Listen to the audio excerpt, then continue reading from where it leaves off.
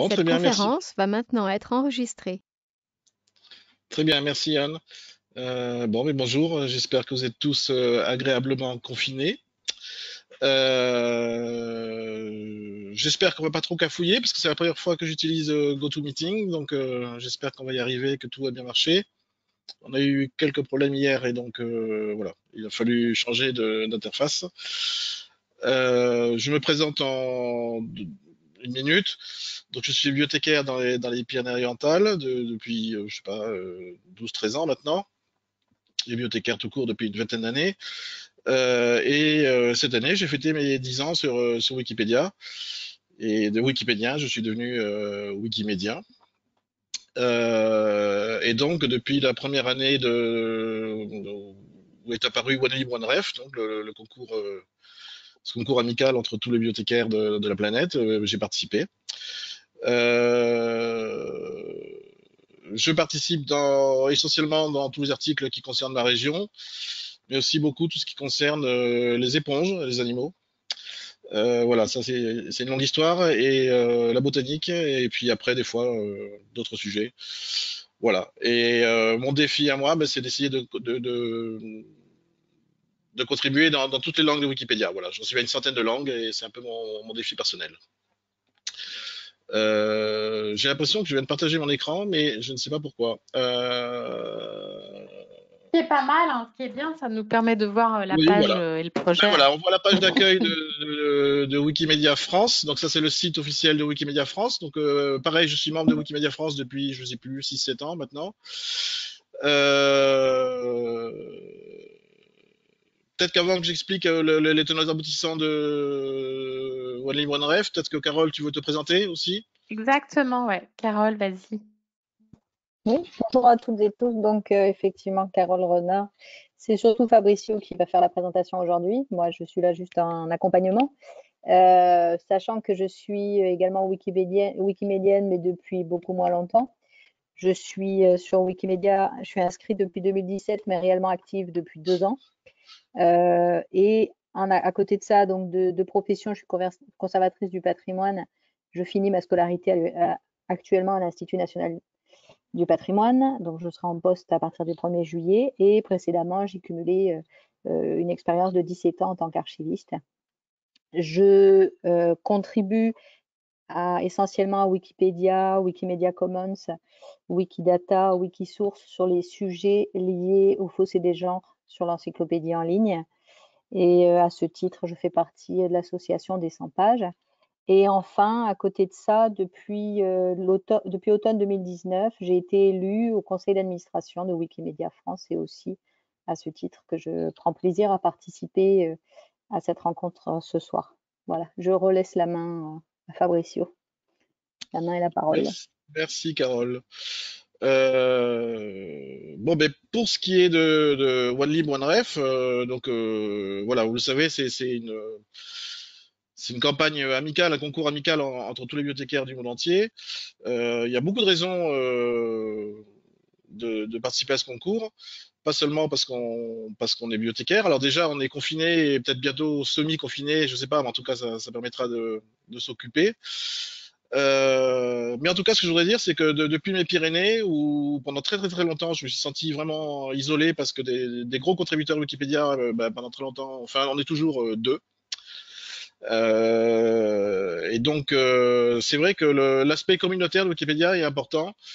Et quand il y a des événements comme ça, comme il y a aussi des concours, hein, il y a d'autres sortes de concours sur Wikipédia, ça permet de se motiver.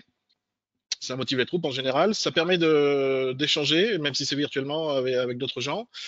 Et ça permet aussi en même temps d'apprendre le fonctionnement, hein. J'ai beau avoir 10 ans de présence sur Wikipédia, ben, je continue à apprendre tous les jours, et y compris quand je participe à des concours comme ça. Puisque des fois, ben aussi quand on regarde les autres gens les autres bibliothécaires qui participent au concours, par exemple, ben je vais voir sur quoi ils contribuent. Ça permet de découvrir des sujets, même de leur filer un coup de main sur leurs articles des fois. Et voilà, ça ouvre l'esprit et le champ des connaissances. Alors par contre, en tant que bibliothécaire, ou archivistes, puisqu'on est là à l'initiative des archivistes. Je pense que la première raison pour laquelle on peut participer à ce concours, c'est qu'on a la chance d'avoir toutes les sources sous la main, hein, que ce soit dans la bibliothèque ou dans les archives. On a la chance aussi d'être formé pour savoir reconnaître les sources primaires, sous-secondaires, voilà, ce qui n'est pas le cas de tout le monde forcément dans le grand public, pour savoir reconnaître les sources qui sont de qualité ou qui sont foireuses.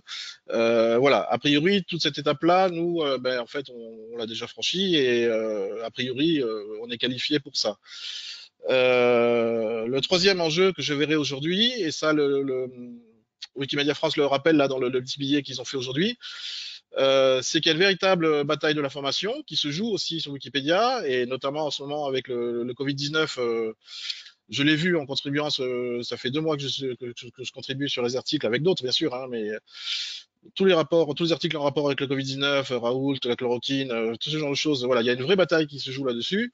Et là, on voit que les sources sont importantes, et que le fait de savoir trouver des sources, ben, ça devient une qualité recherchée.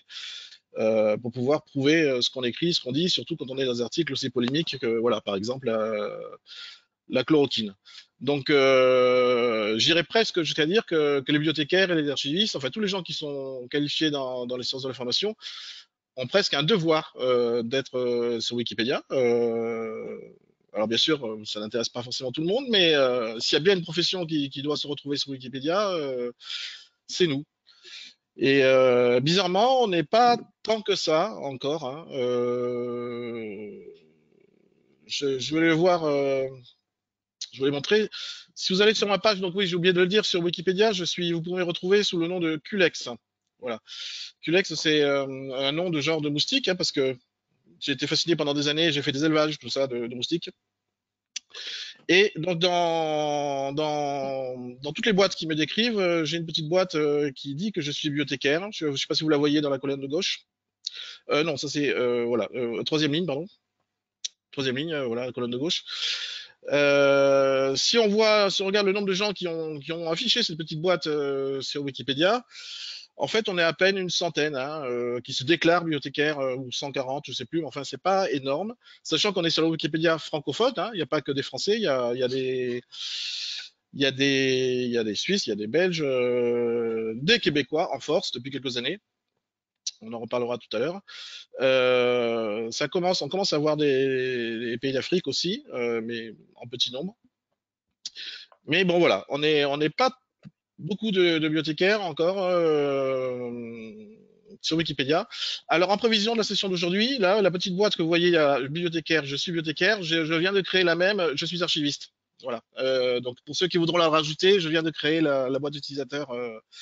C'est ce que j'étais en train de me dire. Je me disais, mince, il faut en créer une. Oui, oui, je l'ai créé. Ah bah voilà, j'aime bien créer les boîtes comme de ça. suite.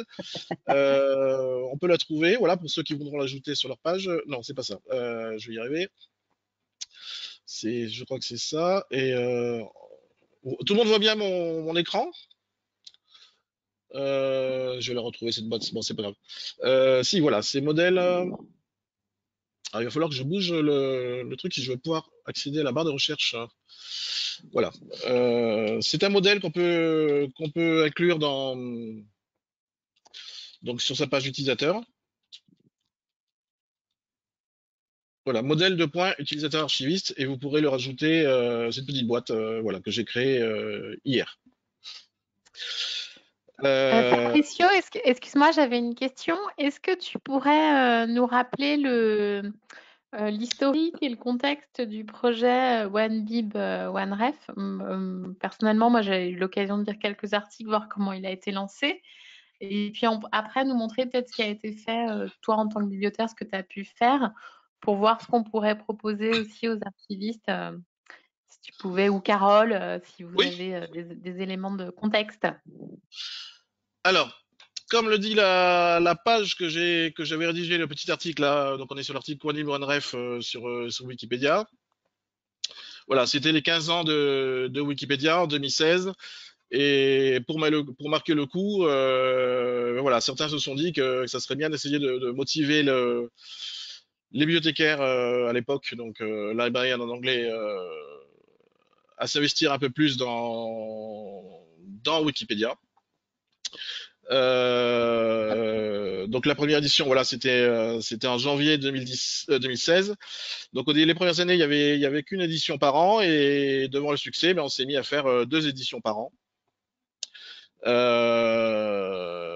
À la dernière édition, il y avait exactement, je crois, 130 à peu près, ou 130, à peu près 130 bibliothécaires francophones qui ont participé. Et depuis 2 ans, on voit vraiment une arrivée en force des bibliothécaires québécois qui se sont vraiment organisés, qui font carrément des concours entre les bibliothèques au Québec avec un palmarès et tout. Voilà, parce qu'au départ, ça a démarré, on était surtout des Français. Là, c'est bien, ça s'est diversifié et on retrouve un peu tout le monde. Donc sur cette page OneLib OneRef, vous allez trouver le lien vers la page Meta qui donne un peu plus d'informations. Donc sur MetaWiki, non, c'est pas celle-là. Si, ça doit être, non, pardon, c'est celle-là, je vais y arriver. Voilà. Qui donne un peu plus d'informations sur sur la procédure à suivre. On va y venir après, hein, sur les différentes manières de participer. En tout cas, ça fonctionne, OneLib OneRef, c'est-à-dire que chaque année, on voit de plus en plus de monde participer. On voit de plus en plus de pays et de langues participer. Ça, c'est intéressant aussi. Il n'y a pas que les anglophones et les francophones. Voilà. Il y a des pays où ça prend pas trop. Hein, dans le monde hispanique, ça prend pas trop. Par contre, les Catalans se sont motivés à fond chaque année. Voilà, ils sont parmi les plus gros contributeurs. Voilà, les Serbes aussi, les Israéliens. Voilà, il y a quelques pays où ça a vraiment très bien pris. Et donc là, depuis 2016, il y a 400 bibliothécaires francophones qui ont participé en tout. Et qui ont rajouté à peu près 3500 références sur 7000 articles. Voilà, ce qui est quand même un bon bilan. On pourrait faire encore mieux, hein, voilà. Pour donner une idée de ce qui a été fait à la dernière session, qui avait lieu au mois de janvier, on peut le voir ici. Donc là, c'est ce qui concerne juste les francophones. Bon, ça, c'est le top 10. Le top 10, voilà, bon. Donc vous voyez là dans le top 10 et à peu près tout ce qui a été fait par jour par tous les contributeurs. On voit qu'il y a eu un sprint sur la fin, voilà, pour les premières places du tableau. Voilà. Mais voilà, c'est un concours qui fonctionne, qui est ouvert à tout le monde, qui ne demande pas forcément des grosses compétences, hein, comme on va le voir. Il y a des gens qui participent en rajoutant 2-3 références et puis d'autres qui bourrinent un peu comme je le fais. Bon. Mais on n'est pas du tout obligé de s'atteler à ça pendant 3 semaines que ça dure. On peut participer, rajouter quelques trucs et repartir. Voilà. C'est vraiment à la portée de tout le monde. Alors, est-ce que je ne sais pas si je pars du principe que tout le monde sait à peu près comment fonctionne Wikipédia. Donc, je vais pas faire un cours vraiment sur Wikipédia, mais malgré tout rappeler que. Tu peux rester vraiment sur je pense sur le projet. Voilà. Vraiment comment alimenter ce projet. Je pense qu'après. Voilà, Chacun juste pourra rappeler s'en parler que sur Wikipédia, ben, aujourd'hui, si Wikipédia est considéré comme fiable, et on peut dire que c'est même prouvé par la science, parce qu'il y a des études régulièrement qui sont faites, qui testent les niveaux d'erreur dans Wikipédia. Et alors, c'est surtout des études qui sont faites sur Wikipédia anglophone, mais il y en a eu sur la Wikipédia francophone aussi, où on arrive à des résultats où on trouve 95% d'articles fiables. Voilà, aujourd'hui, on peut plus dire que Wikipédia n'est pas fiable. Aujourd'hui, le problème qu'on a sur Wikipédia, c'est plutôt des articles qui sont pas complets. On va trouver des articles avec 10 lignes, et puis ça s'arrête là. Alors, c'est pas faux ce qu'il y a, mais il y a juste 10 lignes. Et des fois, c'est même pas 10 lignes, c'est 3 lignes. Donc voilà, aujourd'hui, Wikipédia est fiable, et si Wikipédia est fiable, c'est parce qu'on peut vérifier l'information. Voilà, donc ça, c'est vraiment un enjeu fondamental pour Wikipédia, et d'où le rôle que nous, en tant que bibliothécaires, on a joué là-dedans. Voilà. Parce que je voyais sur un article donc pour participer dans les étapes à suivre, et tu en parlais dans ta présentation.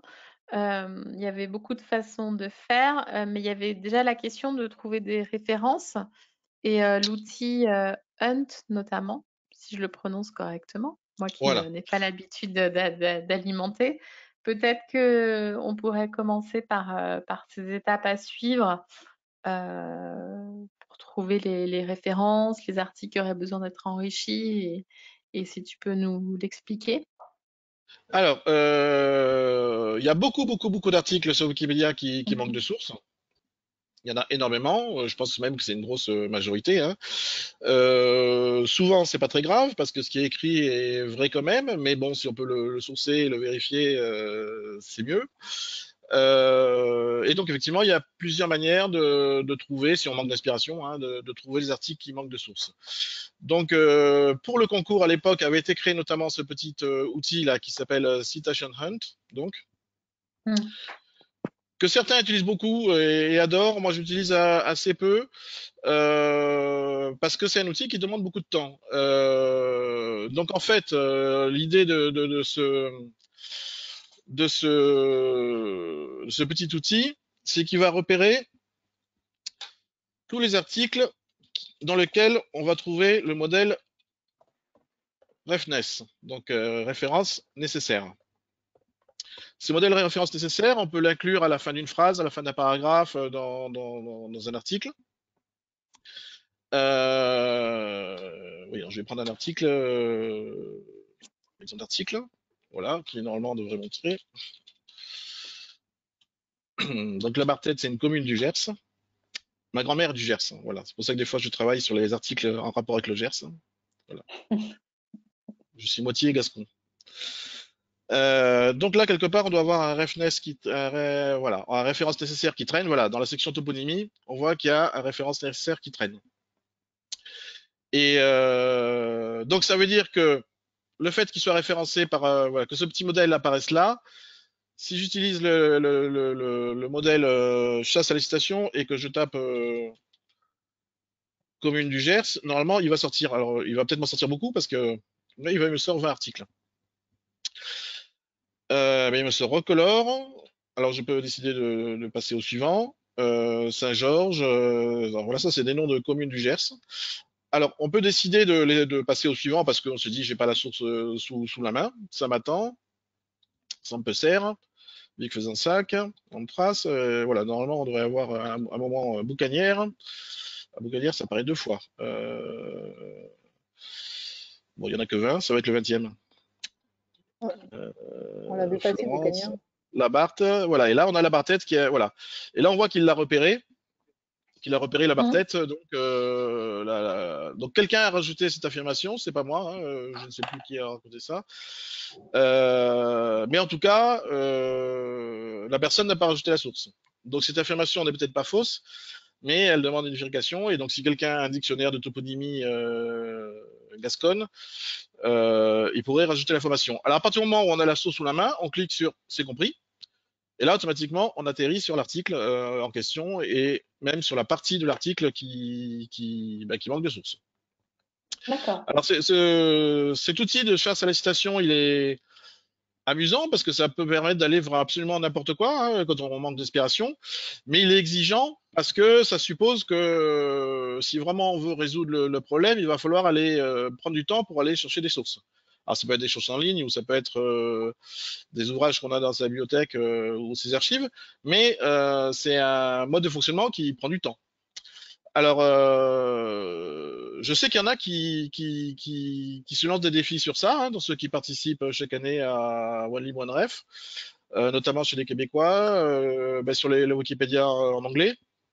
Il y en a qui vont ne fonctionner que comme ça et qui vont mettre un point d'honneur à avoir résolu un maximum de points, de phrases non sourcées dans le Citation Hunt, via Citation Hunt. Donc, comment tu conseilles de procéder du coup pour vraiment optimiser sa participation à OneBeam, Alors ça, OneRef? C'est prendre un sujet, prendre. tout dépend si on veut faire des recherches approfondies et qu'on a le temps. Et ça, c'est une manière de le faire. Mm. Si on veut bourriner, il y a d'autres façons et de faire des sources, mettre des sources à la file, il y a d'autres façons, je vais les expliquer. Voilà. En tout cas, ce qu'il faut savoir, c'est que si je retourne voilà, sur l'article, la barre tête, le fait qu'il y ait ces petits modèles, donc références nécessaires dans l'article, si on descend tout en bas de l'article, s'il veut bien descendre tout en bas de l'article, et qu'on va voir les catégories, il y a toujours des catégories cachées dans un article. Et dans les catégories cachées, on va trouver article à référence nécessaire. Voilà, le fait d'avoir inclus ce petit modèle crée une catégorie cachée dans l'article. Et si on clique dessus, on va se retrouver avec tous les articles Wikipédia où figure ce petit modèle référence nécessaire. Et on voit qu'il y en a 66 000. Donc il y a de quoi s'occuper. Il y a de quoi s'occuper. Hein. C'est pas comme si on. Alors là, on peut naviguer là-dedans et se dire, tiens, je vais à la lettre N, voir qu'est-ce qu'il y a. Et je le fais des fois d'ailleurs, même hors concours. Hein, c'est des choses des fois. Quand j'ai envie de varier, je prends un article au hasard. Et je sais pas, ça peut être bataille de Nagera, même si je connais absolument rien au sujet. Voilà, c'est une bataille qui s'est passée en Espagne visiblement. Alors là, je me dis, tiens, c'est peut-être un sujet où j'ai des sources sous la main, parce que forcément, je suis près de la frontière, j'ai des bouquins sur la source, sur l'histoire espagnole. Peut-être que je peux avoir, voilà. Voilà. Donc là, il y a un côté qui est un peu plus ludique, parce qu'effectivement, on peut naviguer au hasard et voir en fonction de ce qu'on trouve. Même si des fois c'est des sujets où on se dit je vais rien trouver, il y a peu de chances que j'ai quelque chose sur Nobuyuki Nakajima, mais en même temps voilà, c'est un musicien, il y a peut-être des sources en ligne sur lui. Voilà, c'est une manière de faire, moi j'aime bien faire comme ça aussi. Et donc, moi, la question que je me posais dans le cadre de ce concours, du côté des bibliothécaires, vous vous êtes organisés pour réfléchir aux thèmes et aux sujets que vous pouvez alimenter, ou vraiment chaque bibliothécaire ou chaque institution procède de la façon dont elle a envie. Je sais pas, Carole aussi, si vous savez un petit peu du coup comment les bibliothécaires s'emparent du sujet. Est-ce que vous avez fait des conférences, des retours là-dessus pour savoir comment ça se passe, ou c'est vraiment libre et collaboratif et chacun enrichit ce qu'il souhaite? Quand on veut participer à l'opération, c'est effectivement d'insérer, d'intégrer des références, mais aussi de rajouter des sources externes aussi dans l'article lui-même, de rajouter des références, je veux dire, sur l'article. Donc, il me semble me souvenir que pour le cas des archives départementales de l'Hérault, ils apprécient aussi de participer dans les références dans l'article même, en prenant la démarche. Il y a, je ne vais pas dire de bêtises, là je suis enregistrée, donc je me souviens plus, 343 communes dans l'Hérault. On va aller renseigner toutes les communes de l'Hérault avec les références qu'on a dans notre bibliothèque, dans la partie spécifique sur l'histoire des communes, sur des recherches moins connues, etc. Donc ça peut être aussi cette démarche-là. Oui, il faut pas croire que rajouter des références se limite à rajouter des références. Ça peut être aussi, et je le fais souvent, c'est rajouter une information plus une référence. On n'est pas obligé de se limiter, vu le nombre d'articles qui sont à moitié vides, ou avec des sections complètement vides. Souvent, pendant One Line One Ref, je rajoute carrément des paragraphes ou des phrases et une référence, puisque si j'ai la source sous la main, autant en profiter. On n'est pas obligé de se limiter à juste sourcer quelque chose qui n'est pas sourcé. Ça compte aussi. Voilà, puisque souvent les bibliothèques de services d'archives ont toutes les monographies communales ou des dictionnaires spécifiques sur l'histoire du département. Donc ça permet en plus vraiment d'affiner les connaissances locales via Wikipédia. Donc ça aussi, c'est une démarche intéressante. Oui, je vois que Gillian dit que pour les archives, on peut faire la même chose. Et je me demandais, est-ce qu'il y a déjà des archivistes wikimédiens qui ont commencé à le faire et pas forcément à communiquer comme le font les bibliothécaires? Ça, c'est pour Gillian. Ce que dit Gillian, c'est ce que je fais aussi, mais du coup, moi, c'est pas violent. Et en plus, comme je racontais la dernière fois, comme ça fait pas longtemps que je suis wikimédienne et que le concours existe, au départ, j'avais pas fait attention qu'il fallait mettre le hashtag OneLib OneRef, mais pour être référencé, ou OneBib OneRef. Ça, on le redira à la fin pour ceux qui veulent participer, qu'il faut pas oublier de le mettre. Mais site archive, rajouter une référence avec le modèle site archive, c'est quelque chose que j'aime bien faire, hein, oui. surtout quand c'est des articles qu'on a éventuellement créés dans le cadre d'un éditaton ou d'un atelier dans le service d'archives. Ensuite, on vient rajouter, mais on le montrera au fil de la présentation, comment insérer un lien vers un instrument de recherche et vers éventuellement l'instrument de recherche en ligne. C'est intéressant aussi, oui. Est-ce qu'on me voit là? Non, on me voit pas. Il faut que j'arrête de partager l'écran. 2 secondes. Est-ce que vous voulez que je réponde Si, on te oralement? voit si on veut. Oui, vas-y. Ouais, Oui, vas-y, oui. Oui, vas-y, Guyane. Ok. Bon, moi c'est Juliane, je suis archiviste en Suisse. Donc je connais Fabricio et Carole par les wikicommotions francophones qui sont très précieuses. Je vous recommande à tous d'y aller. En effet, nous en Suisse, ce qu'on avait fait en 2017, il y avait eu la journée internationale des archives où l'association des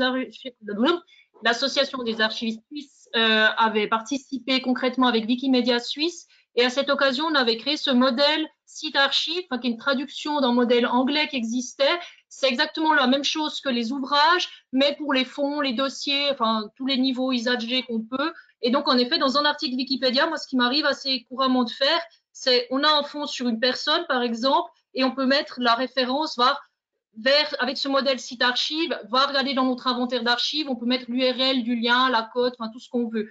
Donc, c'est un peu l'équivalent, mais on n'a jamais fait un concours, on n'a jamais fait un hashtag.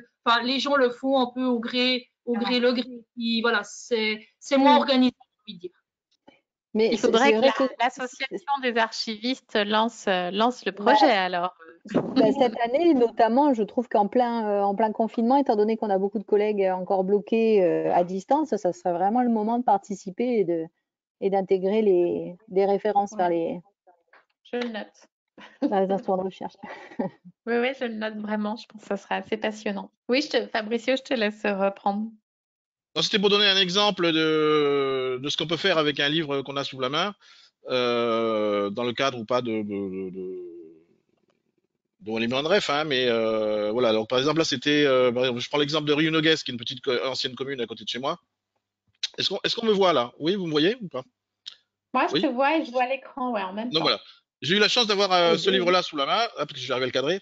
C'est un bouquin qui recense toute la démographie des Pyrénées-Orientales sous l'Ancien Régime. Donc on trouve toutes les anciennes communes, enfin toutes les anciennes paroisses plutôt, et qui sont devenues communes, et qui après, notamment, dont celles qui ont été fusionnées. Voilà. Ce livre-là, je l'ai tout recopié à la main, commune par commune, pour ajouter toute la démographie sous l'Ancien Régime. Donc j'en ai fait une partie sous Monument de Ref, donc c'est des parties qui n'existaient pas. La démographie ancienne, ces parties n'existaient pas. Et je l'ai tapé à la main, commune par commune, avec la référence du bouquin à chaque fois. Voilà. Donc là, du coup, ça permet quelque part de faire des modifications à la chaîne, mais la chaîne qui prend du temps quand même, parce qu'il faut prendre le temps de rentrer les données. Mais voilà, c'est un exemple typique de bouquin qui est facile à utiliser, parce qu'on sait que c'est une source sérieuse. C'est les historiens d'ici qui ont épluché tous les actes administratifs anciens, qu'on ont sorti toutes les populations en feu. Et c'est le genre typique de données qui n'existe que dans des livres et pas du tout sur Internet. Vous aurez beau chercher dans Google, ça n'existe pas. Voilà, ça fait partie de la masse d'informations qui traînent sur les étagères et qui attendent d'être transférées en ligne. Voilà, c'était pour donner un exemple concret de ce qui peut se faire quand on a la chance d'avoir ce genre de source sur la main. Voilà, par exemple. Juste une précision, justement pour ceux qui auraient du besoin de tutos quoi sur comment insérer des sources, etc. Hein, il faut toujours penser au module aide, hein, dans la section aide dans Wikipédia. Il y a une page voilà, qui s'appelle aide, présentez vos sources, qui explique tout ce qu'il faut savoir pour présenter les sources, les différentes manières de présenter ces sources. Et il y a aussi une autre page qui s'appelle citer vos sources. Voilà. Et là, qui explique plus les enjeux par rapport aux sources. Et quelle source on peut utiliser, pourquoi est-ce qu'il ne faut pas utiliser Closer ou Gala comme source, par exemple, ou voilà, ce genre de choses. Comment on évalue voilà, la qualité d'une source, les sources provisoires, les sources plus ou moins pertinentes. Est-ce qu'on peut utiliser une vidéo comme une source? Des fois oui, des fois non, parce que c'est un problème qui se pose de plus en plus aujourd'hui, hein. J'ai encore été pris dans un petit conflit il n'y a pas très longtemps où j'ai voulu utiliser une vidéo comme source qui pour moi était fiable, mais pour d'autres ne l'était pas. Voilà, les usages changent. Des blogs deviennent des sources aussi. Donc il n'y a rien d'arrêté. Il n'y a rien d'arrêté, mais voilà, ce qu'il faut être capable, c'est d'évaluer la qualité de la source qu'on a en soi. Et voilà, donc il y a ces deux pages sur Wikipédia qui peuvent servir de guide quand on sait pas trop justement si on peut utiliser ou pas telle ou telle source. Sachant que aussi, autre détail, parce qu'on me le demande souvent, on n'est pas du tout obligé d'utiliser des sources en français parce qu'on est sur Wikipédia francophone, hein. Souvent sur certains sujets, on n'a pas du tout de sources en français. Voilà, quand j'écris ici beaucoup sur les articles en rapport avec la Catalogne, ça m'arrive très souvent d'avoir des sources qu'en catalan. Bon, c'est pas grave, même si j'ai la source qu'en catalan, si c'est une source sérieuse, je vais quand même utiliser pour la Wikipédia en français si j'ai pas autre chose. Ce qui compte, c'est la qualité de la source et que quelqu'un puisse la vérifier, a priori. Voilà. Voilà. Des questions par rapport à ça? Moi, c'était une question, mais liée un peu au contexte. Mais je me dis, vous, en tant que Wikimédien, vous pouvez peut-être me répondre. Avec cette multitude d'informations quand même en ligne, et puis le fait qu'on soit confiné, qu'on ait moins d'accès à des ressources papier, justement des services d'archives ou à des bibliothèques, est-ce que ça modifie vous-même, après, je ne sais pas si vous faites beaucoup de travail d'enrichissement sur Wikimédia en ce moment, mais est-ce que ça modifie la façon d'enrichir et de contribuer actuellement à Wikipédia, Wikimédia? Est-ce que ça modifie justement, tu posais la question des sources, valider ou pas une source, la question des fake news, est-ce que ça change beaucoup? Ça change beaucoup dans le sens où ça m'oblige à m'occuper de ma bibliothèque qui est très encombrante et du coup j'ai de quoi m'occuper sous la main, donc c'est pas très très grave. Mais j'avais anticipé l'événement et donc j'avais pris tout ce qu'il me fallait à la bibliothèque où je travaille, donc avant de me confiner. Mais tout le monde l'a pas fait, donc c'est sûr que du coup on se repose beaucoup sur Internet. Et on le voit notamment dans toutes les batailles qu'il y a eu sur les articles liés à l'actualité, hein, sur la chloroquine, tout ça, etc. Ça a été des batailles à coups de liens. Là, pour le coup, de savoir quels étaient les sites fiables, pas fiables, puisque forcément, personne n'a de source papier sous la main, ou très peu. Donc oui, les sources deviennent de plus en plus des sources en ligne. Mais bon, c'est pas forcément un problème si elles sont de qualité, je pense. Je sais pas. C'est voilà. Je peux poursuivre éventuellement sur la manière de trouver des articles qui sont en souffrance et qui ont besoin Ouais. Donc, je vais revenir sur mon article Guess, voilà. Je ne sais pas si tout le monde est familier avec la notion de portail sur Wikipédia. Donc tous les articles, voilà, Wikipédia est quelque part quelque chose qui devrait bien fonctionner avec la mentalité des bibliothécaires parce qu'on aime bien tout classer, tout ranger. Et donc tout article doit avoir en bas des catégories. Donc là on voit qu'il y a 3 catégories pour cet article. Bon, il y en a un, c'est la commune à laquelle il a été rattaché. Là, c'est la catégorie ancienne commune, et puis parce que maintenant c'est un hameau aussi. Donc voilà, il y a 3 catégories. Mais surtout, il y a des portails. Et donc cet article fait partie à la fois des Pyrénées et des Pyrénées-Orientales. Et beaucoup de portails ont mis en place ce qu'on appelle des projets qui permettent d'évaluer tous les articles. Et est-ce que cet article est important dans le projet Pyrénées-Orientales? Quel est son niveau d'avancement? Voilà, c'est ça qu'on va évoluer. Donc pour ça, on va dans la section discussion de l'article. Et là, on voit que donc cet article est toujours évalué comme à l'état d'ébauche. Donc ça veut dire que en gros, il y a le minimum, hein, mais pas beaucoup plus, et qu'il est d'importance faible. Voilà. Bon, l'importance là, c'est pas trop ce qui nous intéresse. Il est d'importance faible pour les 3 projets, hein, que ce soit Pays Catalan, Pyrénées ou Pyrénées-Orientales. Mais surtout, ce qui est important, c'est qu'il est à l'état d'ébauche. Et on peut décider de se concentrer pendant OneLib, OneRef, je le fais aussi, de se dire voilà, je vais partir sur un sujet et je vais prendre tous les articles qui sont à l'état d'ébauche et je vais voir ce que je peux faire dans, dans ce sujet-là. Donc si je vais sur le projet Pyrénées-Orientales, voilà, c'est là que je voudrais aller voir. Est-ce que je peux aller sur le... Voilà. Non. Si c'est là, j'y suis. Voilà. Donc là, je suis sur la page d'évaluation du projet Pyrénées-Orientales. Donc ça, par exemple, on l'a lancé en 2013. On a évalué les 2500 articles qui avaient un rapport avec les Pyrénées-Orientales. Hein. Mais c'est pareil sur tous les projets. Hein. Si vous allez sur la zoologie, la botanique, je sais pas, n'importe quoi, vous verrez. Là, on voit qu'il y a 7 articles qui sont labellisés articles de qualité, bon voilà, bon article, etc., etc. Et qu'il y en a 2024 qui sont encore à l'état d'ébauche. Voilà. Donc si on veut s'occuper, il y a de quoi s'occuper. Voilà. Et les 2024, il y a absolument de tout. Hein. Et dans les 2024, il y en a 14 qui sont d'importance maximum. Si on va aller voir les 14 pour le projet Pyrénées-Orientales, hein, parce que bien sûr, ils sont peut-être moins importants pour d'autres projets. Et si on lui demande quels sont les 14, s'il veut bien ouvrir la page, je ne sais pas, on va voir. Il est un peu lent. En attendant que ça ouvre. Non, il veut pas, si. Il a l'air un petit peu lent. Alors, en attendant qu'il s'ouvre, voilà, on voit qu'il y en a 14 d'importance maximum, 37 d'importance élevée, etc., etc., et 1793 d'importance faible. Voilà. Donc, moi, je sais que j'utilise cette manière-là aussi, des fois, de décider où est-ce que je vais travailler en fonction des sujets qui m'intéressent. Visiblement, il rame un peu. Bon. Normalement, il nous affiche la liste. Voilà. Et quel que soit le projet, voilà, si l'article a été évalué, donc on peut trouver ça dans l'onglet discussion. Alors ils sont pas toujours évalués, mais il y en a de plus en plus quand même qui sont évalués. Hein. La plupart maintenant des articles sont évalués. On peut trouver voilà, les articles en souffrance comme ça sur un sujet qui nous intéresse, se dire ben voilà, cela je vais essayer de le faire progresser, même s'il n'y a pas le petit modèle référence nécessaire dedans. Le simple fait qu'il soit à l'état d'ébauche, ça montre qu'il y a du boulot à faire pour le faire passer au moins en bon début. Voilà. Bon début, ça veut dire que déjà l'article est un peu mieux structuré, qu'on commence à avoir une dizaine de sources potables, et voilà, on a un peu plus que les quelques phrases lapidaires qui décrivent le sujet. Voilà. Ça, c'est une autre façon de trouver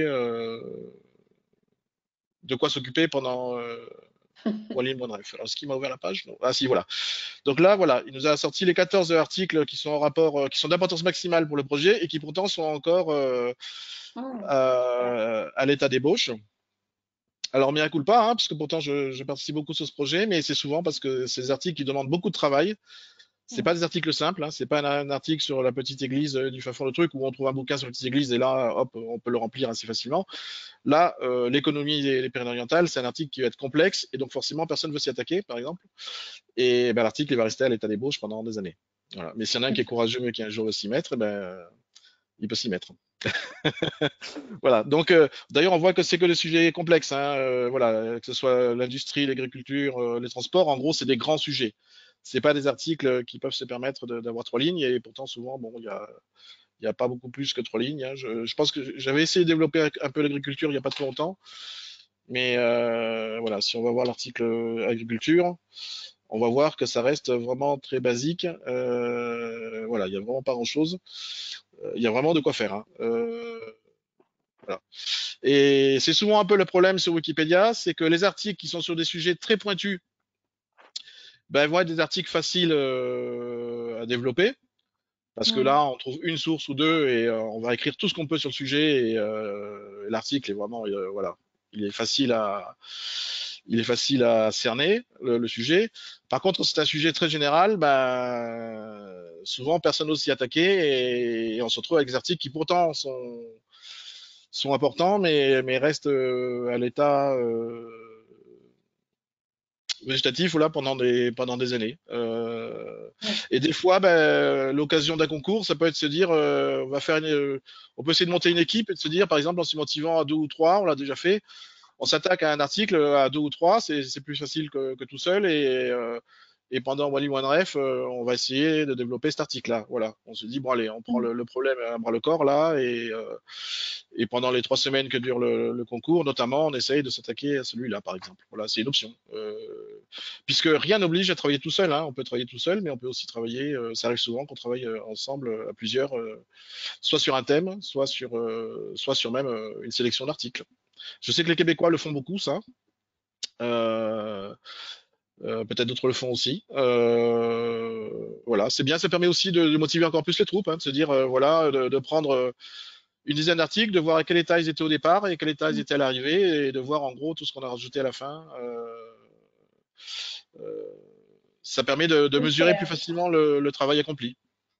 Je prononce mal Gillian ou Gillian, pardonne-moi, qui dit qu'en effet, ils forment aussi les étudiants à Wikipédia, parce que c'était une question que j'allais te poser. En effet, quand on voit qu'il y a des articles comme ça qui sont vides, il y a les campagnes, justement, le concours OneBib, OneRef, mais comment on sensibilise et on mobilise les publics, en effet, pour, en dehors de ce concours, de façon plus générale, à penser à enrichir aussi Wiki, à enrichir les pages, quoi, et à contribuer au-delà du temps du concours à ces articles, identifier, savoir qu'il faut le faire. Il y a des campagnes qui apparaissent, mais en effet, s'il n'y a pas de partenaire plus élargi, c'est un peu difficile de savoir qu'il faut le faire.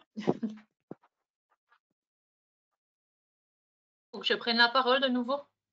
Oui, je veux bien, vas-y, c'est intéressant cette formation des étudiants. Là, parce que si vous revenez sur le même canal le 28 mai, il y aura Amandine Cabrillo qui va présenter son projet avec l'Université de Neuchâtel.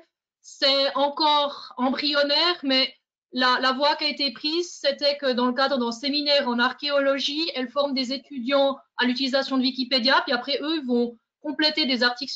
Ils ont fait l'année passée sur les mégalithes, mais je pense qu'ils vont faire ça sur des civilisations néolithiques, lacustres, tout ce qu'il y a. Puis ça, moi, je trouve que c'est un bon moyen parce que les étudiants, dans le cadre de leur cursus, vont chercher les sources, doivent se renseigner. Souvent, ils font des travaux sur Word, des documents papier. Là, ils font ce travail directement dans Wikipédia avec les sources. Et puis, l'idée, c'est de partager ça directement. Donc, c'est encore embryonnaire sur Neuchâtel. Elle va présenter ça dans 2 semaines, 3 semaines. Mais voilà, ça, à mon idée, à mon avis, c'est une idée qui serait généralisable. Et puis là, le rôle des associations est aussi important pour justement essayer d'amener tout ça. Alors, comme Gillian a mentionné juste les mégalithes, c'est un petit aparté, comme elle a mentionné les mégalithes, c'était pour montrer l'exemple inverse d'un article super pointu qui, lui, a été labellisé article de qualité, qui est donc sur un dolmen qu'on a pris de chez nous, où vraiment, voilà, le Wikipédien qui s'en est occupé a fait le tour du sujet. On voit qu'il n'y a pas énormément à dire, mais en même temps, il a écrit tout ce qu'il y avait à dire. Et ça suffit pour faire labelliser l'article de qualité. Voilà, il s'est concentré sur un article et il a cherché absolument toutes les sources qu'il pouvait trouver et il l'a fait labelliser. Voilà, ça peut être voilà, c'est un très gros domaine qu'on a à côté de chez nous, mais on peut fonctionner comme ça aussi, de se dire voilà, je vais me concentrer sur un sujet. Au début, il y avait rien, hein, il y avait 3 lignes sur cet article, et pendant 3 semaines, je me concentre sur un seul sujet. On peut faire ça pour une personnalité. Je ne sais pas si Claire Haquet, si elle veut parler, mais c'est parce qu'après elle écrit sur le chat, mais elle ne peut pas parler. Je vois qu'elle. Si mon son est correct. Ah oui, c'est peut-être le son, en effet, va être un peu compliqué. Peut-être, en effet, oui, on t'entend pas très bien, mais je vais faire oui, en fait, c'est clair. Je vais te demander de refermer ton micro. D'accord. Excuse-moi. Mais pas de souci, c'était pour mentionner que sur le chat, tu faisais remonter, en effet, à la fois des exemples de projets côté archives, et puis aussi tu mentionnais, en effet, un éditaton local, notamment par rapport à cette question-là d'élargir le public. Mais en effet, il y a beaucoup de dates et j'ai vu ça aussi sur aussi le site Legothèque ABF, des choses qui étaient prévues en ce début d'année et qui ont été reportées. Et j'avais l'impression que c'était aussi ce début d'année 2020, il y avait beaucoup de projets autour de OneRef, OneBib, autour de OneRef, OneBib, et puis autour des 100 pages également qui ont été un peu justement des moments collectifs et qui ont été reportés, annulés. Donc, à souligner. Excuse-moi, Fabricio. Je te relaisse Non, la je parole. repense simplement, je repense à quelque chose que j'ai oublié de mentionner tout à l'heure, puisqu'on parle des sources sous forme de livres qu'on a et qu'on peut utiliser, qu'on a sous la main.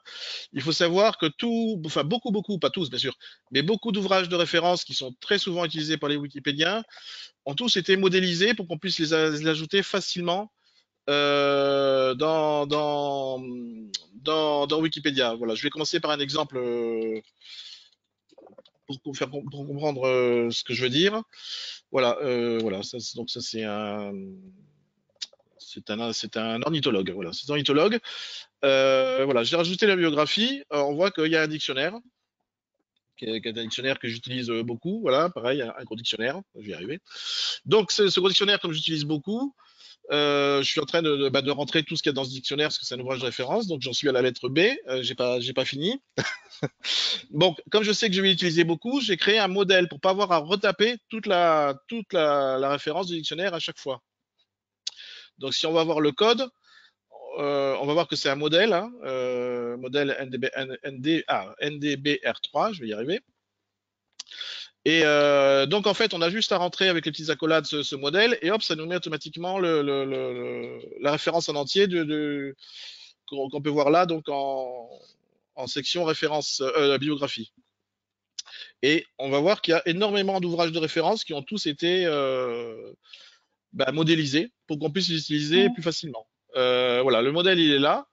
Donc on peut soit utiliser le modèle raccourci NDBR3, soit donc en mettant deux accolades de chaque côté, on l'inclut dans la biographie ou dans une référence et hop, automatiquement, ça nous met tout l'article complet, Jean-Jacques Amigo, voilà, avec l'éditeur, etc.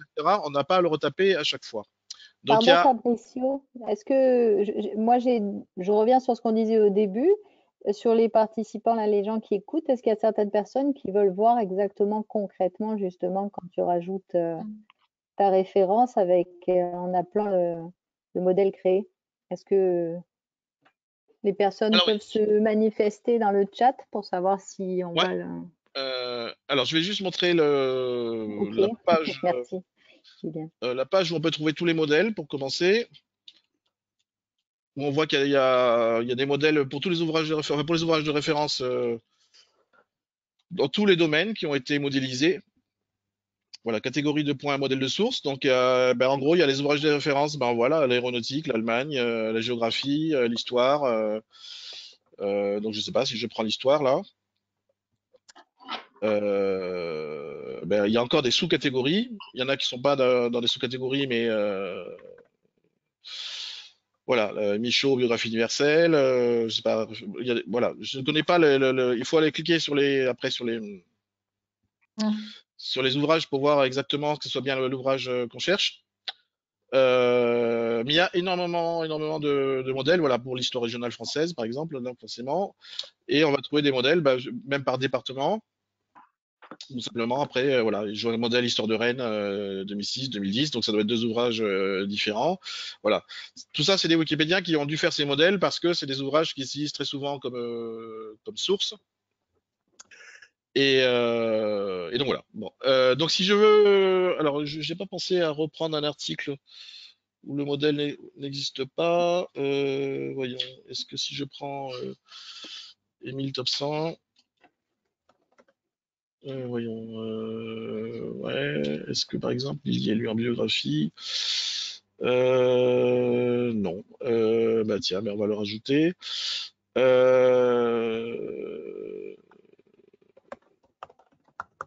Donc, alors le plus facile que j'étais qui sur tout à l'heure? Le plus facile quand on a un doute, c'est comme ça qu'on apprend et que j'apprends souvent sur Wikipédia, c'est de retrouver un article qui a fait la même chose que vous voulez faire. Donc là, je veux rajouter la référence de ce dictionnaire parce que je viens de voir qu'il est dedans, Émile Topsan. Donc, je vais rajouter la même référence du nouveau dictionnaire de biographie anciennaise dans l'article Émile Topsan. Donc là, qu'est-ce que je vais faire? Je fais modifier le code. Je vais copier le code là. Je reviens sur l'article Émile Topsan. Je vais rajouter ça dans la section source. Et à la place de Berly Gérard, donc c'est Topsan. Émile. On va faire un petit ça y est, je vois pas mon i là. Émile. Voilà. Et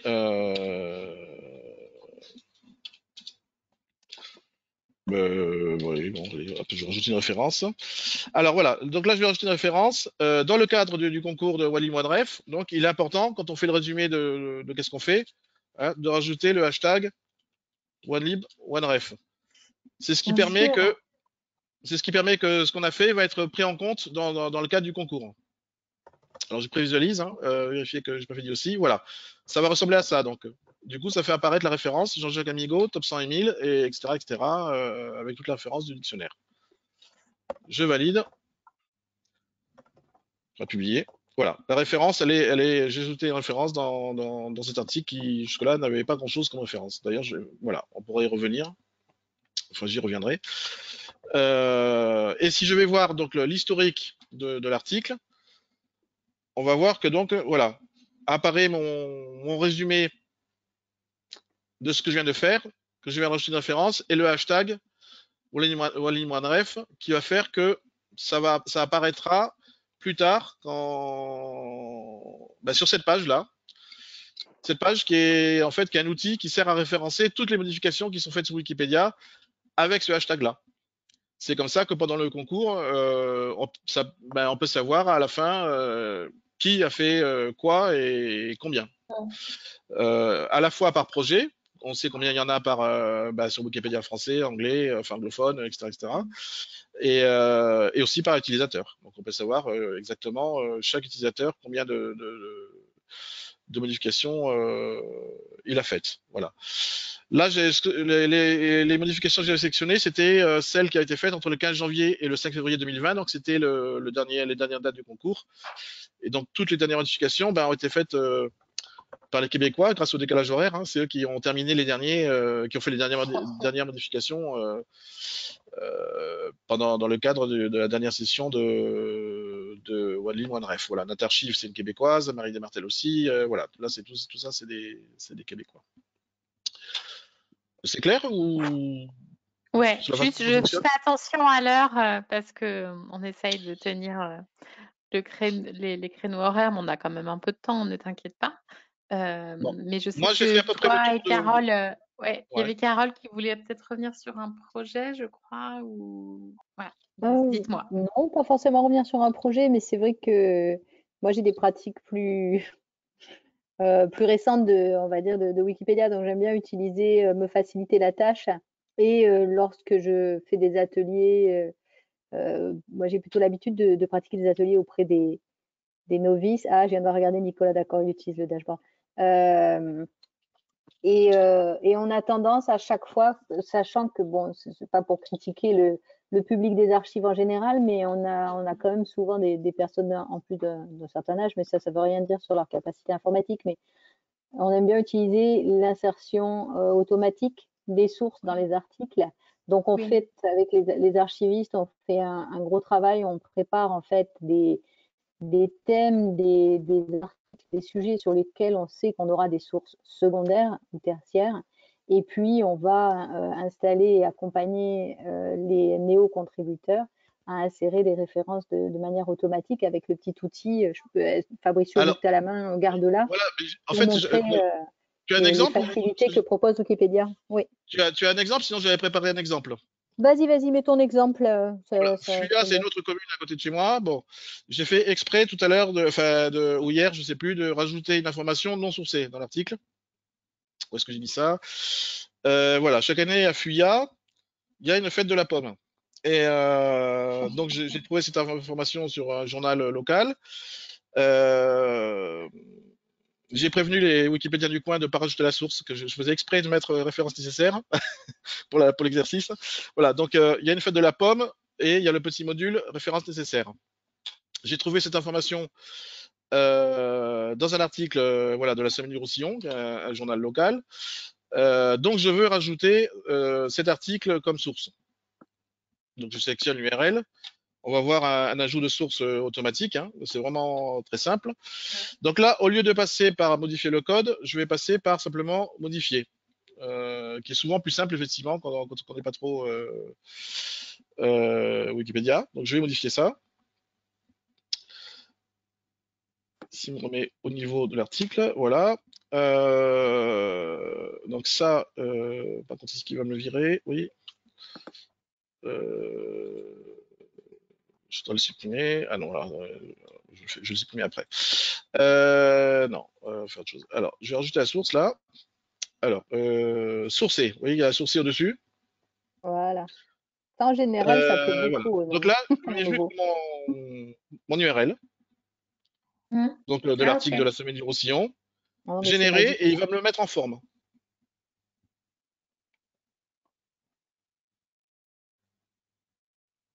Voilà. Donc là, on voit il a extrapolé à partir de l'URL et de ce qu'il a trouvé dans l'article, l'auteur de l'article, le titre, le nom du journal, la date et la date à laquelle on a consulté. Donc là, j'ai juste à insérer la source, publier et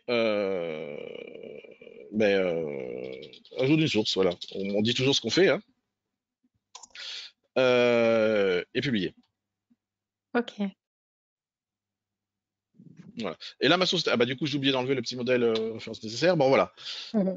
Et du coup, cette source, ben, j'irai la rajouter après, pareil, sur l'article Saor, puisqu'en fait, cette fête se passe dans deux villages. Oui, donc là, j'ai oublié d'enlever le refness. Où est-ce qu'il est? Voilà, j'ai enlevé le petit modèle. Hop, hop. Et il y a Catherine qui est une collègue archiviste qui dit que tout ce qui est automatique est top. Et en Ouais, c'est effet, bien. Carole, ça rejoint ce que tu dis. En fait, je pense que les archivistes, pour être plus nombreux à se lancer, ils ont aussi Alors besoin de ça, se c'est dire très bien. Mais des faut fois, c'est pas présenté personne. forcément comme on voudrait, parce que Oui. on a envie de pouvoir mettre plus de détails. Et alors là, si je revois, hein, si je clique sur la petite source qui est ajoutée, on atterrit en bas dans les sources, et donc on voit que tout en bas, voilà, on voit la source qu'on vient de rajouter, voilà, qui est présentée correctement, hein, mais des fois, on a envie de les présenter avec plus de détails que la manière automatique. Et là, c'est quand même important de pouvoir le faire avec le code. Et il y a quelques modèles à connaître. Ils sont au nombre de 3 ou 4, hein, qu'on insère avec du code. Il y a le modèle ouvrage. Donc en fait, on a juste à copier bah, là, la barre qui est là. Et ça permet de rajouter un peu plus de détails. S'il y a des tomes, des volumes, etc., voilà, on peut rajouter, voilà, notamment quand c'est des dictionnaires ou des ouvrages en plusieurs tomes. Ça permet de mettre à la fois le nombre de pages totales et la page exacte, un passage dans l'ouvrage, par exemple. Pour ça, le modèle ouvrage, il est pas mal. Il y a le modèle article. Donc celui-là, je l'utilise plutôt, bah, notamment pour tout ce qui est article scientifique. Voilà, où souvent il y a plus de données à rentrer que simplement un article de presse classique. Ça, c'est le modèle de base, hein, qu'on va voir sur la première ligne. Mais il y a plein d'autres champs qu'on peut rajouter très détaillés. Voilà, notamment pour les articles puisque on peut même rajouter le DOI, tout ça, enfin toutes ces choses qu'on a dans les articles scientifiques qu'on n'a pas forcément dans les articles de base. Donc ça, c'est le modèle article. Et il y en a un troisième qui est le modèle, là c'est pareil, si on veut mettre un peu plus de détails, qui est le modèle lien web. Donc ça, c'est par contre si on veut citer une page web, mais avec un peu plus de détails que ce que fait le modèle automatique. Donc là c'est pareil, il y a le modèle de base sur la première ligne, et après plus de détails si on veut rajouter voilà, des détails sur le lien qu'on rajoute. Voilà. Donc ça, on n'est pas obligé de l'utiliser, hein, puisque c'est vrai qu'avec l'insertion automatique, ça nous facilite la vie. C'est pas mal. Mais voilà, ça dépend en fait ce qu'on rajoute, hein. S'il y a un article de presse de base, on peut le rajouter avec l'insertion automatique. Mais moi, je sais que pour les articles scientifiques, quand je vais rajouter des sources scientifiques, ben, j'utilise plutôt le modèle article qui est plus détaillé et qui peut mettre. Voilà, c'est deux choses différentes, mais qui sont pas en opposition, quoi. Ça se complète, quoi. C'est sûr que quand on débute sur Wikipédia, le modèle automatique, ben, il est plus facile et plus intuitif. Mais il faut pas avoir peur parce que c'est du code non plus. C'est pas pour ça que c'est compliqué. Les champs ils sont explicites et une fois qu'on a compris qu'il suffit de cliquer sur modifier le code et là, si je voulais rajouter une source, voilà, il y a le petit onglet référence, hop, ça me met deux balises, et là, je colle au milieu, par exemple, tout mon code, mon modèle article, et ou lien web, ou peu importe, voilà, je récupère tout ça là, je le colle au milieu, et puis je remplis les champs au fur et à mesure. Je remplis tous les champs, et après publier, et voilà. Alors, je vais pas le faire Et parce que... pardon, du coup, Fabricio, je me disais, donc Carole, Gillian, moi je me disais par rapport à ce projet, est-ce que vous auriez des recommandations à faire euh, peut-être pour les archivistes de façon très simple et peut-être aussi, j'allais dire, pour conclure un petit peu sur comment s'emparer de l'outil dans le cadre de ce projet, comment référencer. Là, c'est une vaste question et vous ne pourrez pas conclure là-dessus, mais si vous avez des pistes, en tout cas pour inciter à... Moi, je vais prendre l'exemple pour les roses, ce que je disais tout à l'heure en mettant le lien sur le chat. Une incitation si on est intéressé sur une histoire. Si on va sur effectivement le projet archive départementale de l'Hérault, ça va renvoyer vers plein de liens, vers des articles éventuellement à améliorer, comme on a vu tout à l'heure. Ça peut être une première piste. Une deuxième, c'est de passer par des requêtes dans Wikidata, et pourquoi pas, moi ça m'arrive de lister quelles sont toutes les personnalités archivées par telle institution. Et puis après, à partir de cette liste, regarder celle où c'est bien indiqué, si l'instrument de recherche existe, justement, puisque si c'est archivé par, c'est qu'il y a forcément le fond, et le rajouter dans les références et dans les sources, parce que parfois ça y est pas, en fait. Il va y avoir écrit archivé par, et en fait dans l'article c'est pas rappelé et c'est pas indiqué non plus, alors qu'il y a des informations en fait intéressantes sur la biographie d'une personne qui a été rédigée par un archiviste dans l'introduction de l'inventaire. Donc ça, c'est intéressant de le reprendre comme une source secondaire. Moi, j'aime bien aussi toujours le rappeler dans les ateliers dans des services d'archives, que les instruments de recherche sont des sources secondaires, puisqu'on rappelle toujours, attention, l'archive, on ne peut pas l'utiliser, on ne peut pas faire de lien, ce n'est pas une source pour Wikipédia, ça c'est vrai. Mais par contre, l'instrument de recherche qui a été écrit, oui, lui, on peut l'utiliser, au contraire. Donc j'aime bien passer comme ça. Et puis, j'allais dire, après, moi, en ce moment, j'ai un autre travers, et après, je laisserai la parole à Gillian sur par rapport au projet des 100 pages, c'est que je réalise parfois le déséquilibre qu'il existe entre certaines biographies de femmes et d'hommes, notamment pour les biographies de personnes vivantes en particulier. J'ai encore fait l'exercice la semaine dernière sur 2 personnes que j'écoutais en webinaire. Comme ça, les deux avaient leur bio sur Wikipédia. J'ai regardé les 2 articles et à peu près la même taille équivalente. Et alors, il y avait un nombre de références incroyable pour la femme. Donc, on sentait qu'il fallait vraiment justifier quelle est sa biographie. Puis alors, l'autre, il n'y avait rien. Je veux dire, aucune source. Donc là, j'ai fait l'inverse. J'ai rajouté aux milliers d'articles à référencer, j'ai rajouté plein de références nécessaires à la fin de chaque paragraphe. Parce que c'est ça aussi le fossé des genres malheureusement sur l'encyclopédie. Ouais.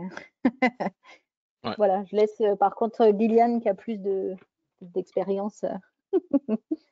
Je sais pas si j'ai plus d'expérience. Mais juste, la question du début, c'était par rapport au projet Comment motiver Oui, parce que comment motiver les archivistes à participer à oui, OneBib sur d'autres OneRef. webinaires, on aura l'occasion, mais sur OneBib OneRef, si on pouvait peut-être donner quelques pistes d'intervention pour des archivistes, comment s'y prendre si certains voudraient alimenter. Bon, déjà, première chose, créez-vous un compte. Oui. Ouais. C'est vrai qu'on vient de voir. C'est bien. On n'en parle pas, mais si vous faites des modifications anonymes, c'est votre adresse IP et vous allez être tout de suite tué par la communauté. Donc, créez-vous un compte et sur votre compte, essayez d'expliquer en gros qui vous êtes et ce que vous allez faire comme intervention. La communauté va vous tuer au début, donc soyez conscients. Oh, ils sont. Je rajouterais surtout si vous êtes une femme quand même, hein, mais bon. Ah oui, En tout cas, ils viennent. Il faut avoir une certaine expérience. Donc, c'est normal qu'on se fasse taper dessus au début parce qu'on est un peu maladroit dans la façon d'intervenir et tout. Donc, là aussi, il ne faut pas hésiter à aller toquer chez les collègues archivistes ou d'autres collègues en disant eh, dis donc, là, on vient de me supprimer en article, qu'est-ce que j'ai fait faux, etc. Et puis, pour que les autres viennent, on peut aider. Enfin, il faut s'entraider entre soi. Parce que c'est vrai qu'en effet, qu'on va faire des articles sur les femmes, tout de suite, c'est boum, sujet local, boum, pas assez international. Attends, en Suisse, on n'est que du local. Enfin, il n'y a pas d'international. Enfin, oui, il y a de l'international. Pareil pour la presse en Suisse, etc. Ouais. Oui, ouais, il y a plein de trucs comme ça. Il y a plein de particularités. Ouais. Où il faut quand même se défendre, il faut justifier que oui, on a fait ça comme ça parce qu'on pensait que, etc.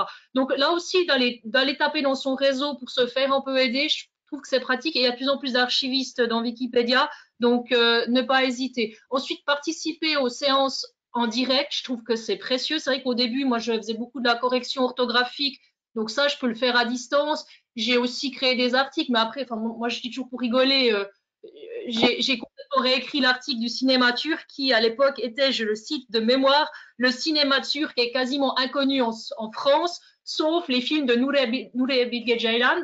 Voilà, un article extrêmement encyclopédique. C'est vrai que moi, j'ai tout réécrit et je pense que personne ne connaît le Cinématurg. Donc, personne n'est venu modifier mon article alors que c'était un copier-coller d'une brochure que j'avais écrite par ailleurs. Mais voilà. Mais donc, ne pas hésiter vraiment à aller vers les gens et puis de parler de ces problèmes et tout. Parce qu'aussi, les autres Wikipédiens, et puis après, donc ça, c'est vraiment pour Wikipédia. Ils ont des trucs pour vous aider. Et puis, les contributions faciles pour les archivistes, c'est en effet, vous avez un livre, vous avez une source, un inventaire d'archives plutôt que la source. On peut mettre la source, mais c'est un petit peu boiteux. Mais c'est plutôt, nos inventaires, ils sont méga riches en informations. Et puis ils sont souvent déjà en ligne en plus, donc on peut le faire à distance assez facilement. C'est pour ça que le site d'archives, on l'avait fait pour citer des inventaires d'archives. Dans l'inventaire, on nous dit telle personne est née à telle date. C'est une source. Donc, dans l'inventaire, on a les références qui renvoient vers toute la bibliographie qui est déjà faite. En vrai, si vous voulez recopier-coller la bibliographie que vous avez fait dans votre inventaire pour mettre dans Wikipédia, c'est encore mieux, j'ai envie de dire. Donc, voilà, ça, c'est des trucs assez faciles à faire pour des archivistes. Puis, vraiment utiliser ce modèle site archive et le modèle ouvrage qui sont extrêmement pratiques. Puis après, si vous voulez aller dans des modèles plus… Enfin, moi, j'utilise beaucoup le modèle dictionnaire historique de la Suisse, qui est un peu l'exemple que Fabricio a montré pour le dictionnaire du Roussillon. Mais ça, c'est des choses qui sont assez faciles à faire. Maintenant, j'ai envie de… Faut encore me parler ou pas? Oui, vas-y. C'est les petits trucs qu'archiviste on peut faire facilement. Après, moi, j'aurais envie de monter le débat au niveau des associations professionnelles, donc l'AF, l'AS, etc., en disant c'est à nous, associations aussi, de créer ces conditions, de créer ces concours pour nous inciter, donc de nous donner des formations, etc., enfin, comme ce que l'AF avait prévu. Puis c'est vrai que nous, enfin moi en tant que membre de l'AS, donc de l'autre côté de la frontière, moi j'étais super jalouse de cette formation parce que nous on n'a pas les mêmes infrastructures en Suisse pour ce type de formation. Donc vraiment donner des outils, essayer d'aider les gens à se former puis à discuter entre eux dans un monde qu'on connaît plus ou moins, qui est celui des archivistes. Donc on va pas forcément se confronter avec les geeks et fans de Pokémon qu'on va retrouver ailleurs sur Wikipédia. Non, mais ça, c'est aussi une réalité. Donc, on reste dans un domaine qui est plus ou moins le nôtre, et puis on sait qu'on se connaît quand même plus ou moins, on sait comment on réagit. Donc, voilà, moi, je trouve que les associations, on a beaucoup à faire pour la formation, on a beaucoup à faire pour un peu inciter cette communauté un peu à bouger, et puis surtout donner les pistes. Et puis, donc ça, c'est Wikipédia, puis après, surtout, aller voir les autres, parce que Wikimedia Commons, bon, les archivistes sont déjà pas mal dedans pour les images, mais après, on peut faire beaucoup de choses. Et puis surtout, Wikidata, c'est la base de données. Il y a Wikisource, il y a le Wiktionnaire. Enfin, le Wiktionnaire aussi, on l'oublie tout le temps. Mais en tout cas, nous, dans nos sources, on a plein de lexiques, de vieux mots. Mais merde, ça reste sur un papier dans ma boîte d'archives. Il n'y a personne qui va aller voir. Pourquoi est-ce qu'on ne les balance pas tout dans le Wiktionnaire en disant, voilà, puis ça vient des archives de la commune de X ou Y. Donc voilà, ça c'est un peu moi mes idées. Bon après moi je trouve que c'est vraiment chouette ce webinaire organisé par l'AF pour justement nous donner plein de petites idées. Et puis je pense qu'il y a beaucoup de choses pour aller plus loin. Et je pense qu'avec le forum des archivistes de l'AF et avec les wiki-conventions francophones, il y aurait beaucoup de choses à faire ensemble pour essayer de faire monter la mayonnaise. Mais tout à fait, Iliane, merci. Je relaisse la parole. Alors effectivement, il y a plein d'autres projets. Je vais revenir sur différents points, mais voilà, là, puisque tu parles du Wiktionnaire, un exemple typique, voilà, d'un mot que j'ai pu rajouter sur le Wiktionnaire grâce à la presse ancienne. En épluchant la presse ancienne, j'ai découvert le mot garde-plage. Donc c'est comme un garde-chasse, mais à la plage. Et donc j'ai rajouté la source donc de l'article de 1911 qui cite ce mot garde-plage. Ça m'a permis de rajouter un mot sur le Wiktionnaire. Voilà. Donc on peut aussi rajouter des références sur le Wiktionnaire. Ben voilà. Je suis sûr qu'il y a des tas de vieux mots qui traînent, qui sont dans vos archives et qui sont pas dans le Wiktionnaire. Il y en a sûrement encore plein. Même si on commence à avoir beaucoup de mots sur le Wiktionnaire. Voilà, j'étais surpris de voir que ce mot-là n'était pas présent. Oui, pour ceux qui débutent sur Wikipédia, j'insiste, il y a aussi ce qu'on appelle le forum des nouveaux, où on peut poser ses questions. Il y a des gens qui posent des questions tous les Le jours. forum des nouveaux, Des fois, ouais. c'est des questions qui peuvent paraître bêtes, mais on y répond. C'est normal, on arrive, on connaît pas, on pose des questions. Même s'il y a la section aide dans Wikipédia, que souvent les gens se dispensent d'aller lire la section aide, mais des fois, bon, on a envie d'une réponse précise sur un sujet précis. Et donc, on a des gens qui posent des questions tous les jours et on est, je sais pas, une dizaine à peu près à répondre aux questions tous les jours. Voilà, Et quelqu'un qui pose des questions sur les catégories, les sous-catégories. moi, je rajouterais autre Voilà, c'est chose très que utile le disait forum des nouveaux. Gillian tout à l'heure, c'est que je sais pas pourquoi, je sais pas si ça changera un jour, mais je n'utilise pas beaucoup en fait, que ce soit le bistrot ou la communauté en ligne. C'est une façon de faire, hein. Je pense que je sais pas si c'est à l'image quand on est un peu plus récent sur Wikimedia ou je ne sais pas, mais moi j'ai beaucoup apprécié plutôt les rencontres humaines. Justement, Anne parle de l'enthousiasme de Guyane, ça en fait partie. Quand je l'ai rencontré en vrai, ça fait partie des personnalités et des gens qu'on rencontre qui donnent envie. Moi j'aime mieux poser mes questions en fait de vive voix. Donc les rencontres francophones en plus, parce que ne parlant pas super bien anglais, j'avoue que j'apprécie beaucoup les rencontres humaines et j'ai beaucoup plus progressé en rencontrant finalement les Wikipédias en vrai, mais ça dépend des personnes, hein. Évidemment, il y a des gens qui préféreront faire en ligne, qui ne peuvent ou ne veulent pas se déplacer. A contrario, d'autres personnes comme moi qui préfèrent aller à la rencontre. J'ai appris plein de petites astuces et plein de petits outils en fait en posant mes petites questions directement parce que je crois que j'avais honte de les poser en ligne tout simplement vu que tout est gardé sur Wikipédia. Mais bon, Oui. voilà. Mais il ne faut pas Vivement, oui, hésiter. des événements. Je pense que ces rencontres en visio ou en vrai, ça permet de se faire de se faire des contacts et de se faire aider comme ça aussi. C'est vrai que le forum, hein, enfin, c'est impressionnant. Il y a un trafic et une activité. Il y aura forcément quelqu'un qui vous aidera et vous donnera la réponse sur Wikipédia. Il n'y a aucun souci. Mais il ne faut pas hésiter non plus à solliciter les gens un par un et à participer aux ateliers de contribution. Ça, c'est vraiment intéressant aussi. Alors justement, pour finir, alors c'est vrai que les rencontres, hein, c'est ça. Moi aussi, j'ai toujours beaucoup apprécié les rencontres. J'en ai pas fait énormément, mais il y a quelques fois où j'ai pu participer. Voilà, les Wikiconventions à Grenoble qu'on a pu faire à Bruxelles, tout ça, etc. Ça n'a pas de prix parce que c'est important de rencontrer les gens en chair et en os. Surtout quand on est un peu isolé, hein, parce que quand on est Wikipédien dans une ville, encore, on a d'autres Wikipédiens, mais voilà, comme je le disais, moi, dans mon département, pendant très longtemps, on était deux. Il y a beaucoup comme ça de Wikipédiens qui sont isolés. On n'est pas obligé de participer au forum, hein, on peut aussi poser une question directement à quelqu'un. Donc, si par exemple quelqu'un veut me poser une question, il suffit qu'il se rende sur ma page de discussion, ajouter un sujet en haut, il met un titre, il pose sa question et je serai alerté, je recevrai une alerte. Cette personne-là peut aussi décider de m'envoyer un message en privé s'il veut pas que la question soit vue des autres, hein. Ça m'est déjà arrivé il y a pas très longtemps encore pour une question de droit par rapport à des photos, parce que j'avais photographié un masque que j'aurais pas dû avoir le droit de photographier. Et donc bon, il y a eu une discussion et donc voilà. Donc là, dans la colonne de gauche, on a toujours envoyé un courriel à l'utilisateur, à cet utilisateur. Ça permet d'envoyer un message en privé quand voilà, quand c'est quelqu'un qui travaille sur un sujet précis, pointu, dont on sait que il aura peut-être la réponse, mais qu'on veut pas que tout le monde voit la question. Voilà, régulièrement, pareil aussi, on va recevoir du coup là, on reçoit sur son mail en fait, hein, puisqu'on a renseigné un mail quand on s'inscrit, on renseigne un mail et donc ça permet d'avoir des questions en privé. Ça c'est important aussi. Voilà, il y a plein de façons de rentrer en contact avec les Wikipédiens. Et après, il y a aussi les projets. Souvent, chaque projet, quand on décide de s'investir dans dans un projet. Chaque projet va avoir un espace de discussion. Fabricio, excuse-moi, je vais devoir te couper parce que Ah, d'accord. on déborde un petit peu et je vois que tu pars sur d'autres sujets et c'est passionnant et je pense qu'on aura d'autres webinaires qui permettront d'aller plus loin.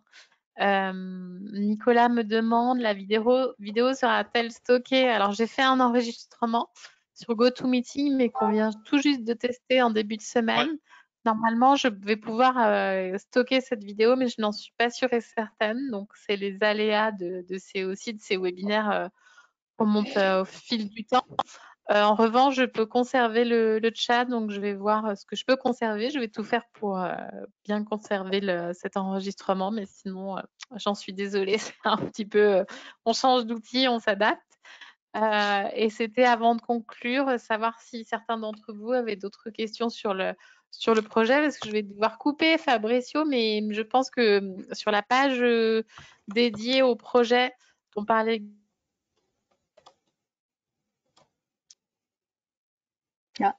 Question? Non, je sais pas. Moi? Non, Non? on a perdu Anne. Je pense qu'elle parlait de la page méta qu'on a mis, que Guyane a créée. Hop, mais Anne, on ne t'entend plus si tu es en train de parler.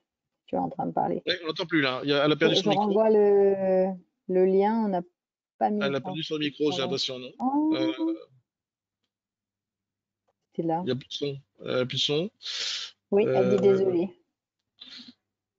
Gros souci de connexion. Je ne sais Ok. pas s'il y a plus de référence à la page méta qu'on retrouve qu'on retrouve là. Le lien, il est là. Hein. Non, je pense que c'était celle pour le. Il est en bas là dans la page méta. Hein. Via la page OneLib1Ref, non, vous retrouvez. Je sais non, pas on si parlait. C'était pas si elle parlait de la page, au contraire, WikiArchive, OneLib1Ref, là, de l'intervention d'aujourd'hui. Ouais, il y Parce avait qu'on les deux. voilà, sur Ah. sur Wikimedia, il y a la. Hop, je vais remettre là, pour ceux qui la connaîtraient pas, mais ça m'étonnerait. Hop. Voilà. Ah non, on t'entend. On te voit pas, mais on t'a entendu. Ouais, j'ai des soucis de connexion là en C'est fin bon. de journée. Ah. Bon, voilà, c'est pour qu'on conclue. C'était une astuce. Hein. Ouais, merci beaucoup à tous. J'ai enregistré, je vais voir ce que j'arrive à conserver de cette session sur GoToMeeting. On s'adapte, mais merci en tout cas à tous pour votre enthousiasme. C'est vraiment extrêmement plaisant aussi pour nous. Ces webinaires aussi par l'enthousiasme dans cette période, c'est précieux et donc on a hâte de vous retrouver la semaine prochaine. C'est avec Nicolas Vigneron et Léa Lacroix sur Wikidata. Voilà, donc ça sera super. Merci. L'essentiel, c'est se Merci faire à plaisir. C'est ça le plus important. Se faire plaisir. Merci pour l'enregistrement et j'essaye de conserver un maximum de données de ce qui s'est passé ce soir. Merci beaucoup Fabricio, merci Carole. Je vous en prie. À très À vite. bientôt. Allez, merci. Au revoir. Au revoir. Comment on ferme là? Hop. Partage d'écran.